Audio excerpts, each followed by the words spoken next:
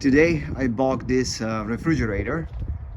It's a big one, a 25 cubic feet one, and I had to fit it in my minivan. It was a challenge, but it was done pretty nicely. And the question came up like, how do I transport this horizontally? Of course I cannot put it vertically, and I'll teach you 3 things that you have to do to be able to do it. So the first thing is when we show up to let me just zoom in. There we are. When we show up to pick up this refrigerator, I had to go to the back and remove these screws. So I went with a screwdriver and remove this cover, because you need to check this. Let's see if I can put some light here. Okay, so here we go. This specific model here, that's called condensation tray, and that's where some condensation will become water, of course, over there, and then it will simply evaporate. But if you have just turned it off, the fridge, just to sell it or whatever, you will still find water there. And if you tilt this one way or the other, that water will go into electronics, and it's not a good thing. This is why they tell you wait 24 hours to turn it on.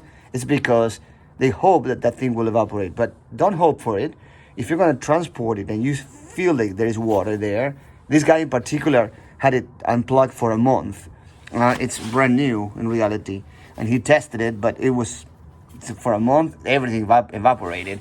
Just grab a rag or something and soak all that water until this thing is almost dried. That's much better than just hoping that all that water doesn't go anywhere and then it will evaporate. No, just clean it first. That's the first thing that you have to do.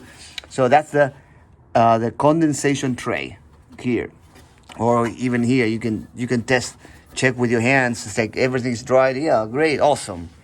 Next, let's focus on the compressor here. And then when you're in the compressor, you will see that it has these pipes coming in and out. And look at this diameter compared to my nail there. Now look at this one and look at this one. You see how thin this one is? This is the discharge line, the thinner one. So concentrate on looking for what's the thinner line coming out. Great, it's this one. This is the one that you will want to stay up when you tilt this refrigerator, of course. So then you have to tilt this refrigerator on this side. If you're watching from the front, you will have to tilt it to the right. So this line will stay up. You don't want the oil on the compressor to fall within or go within this line. So you will keep it away from it. So how I transported this one was on this side. I tilted on that side. So that's the second thing. Let's check on all the things. Also, it's important to tape the doors this way. This is electrical tape, so it doesn't damage the paint. This one in particular is metal, but I don't want to put some clear tape and then peel it out. So I did it this way as well, from here and there, and you cannot open them right now. It's impossible.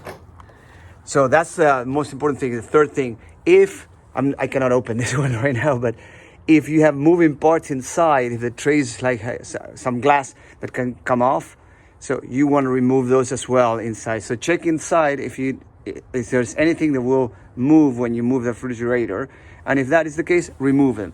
This one didn't have the handles on because it was brand new, so it was much better for me. And if you're gonna move it and going through a door inside your house, through the main door, you don't want the handles in. So that was perfect for me. And now I'm gonna show you how it looked on my minivan when we transported it.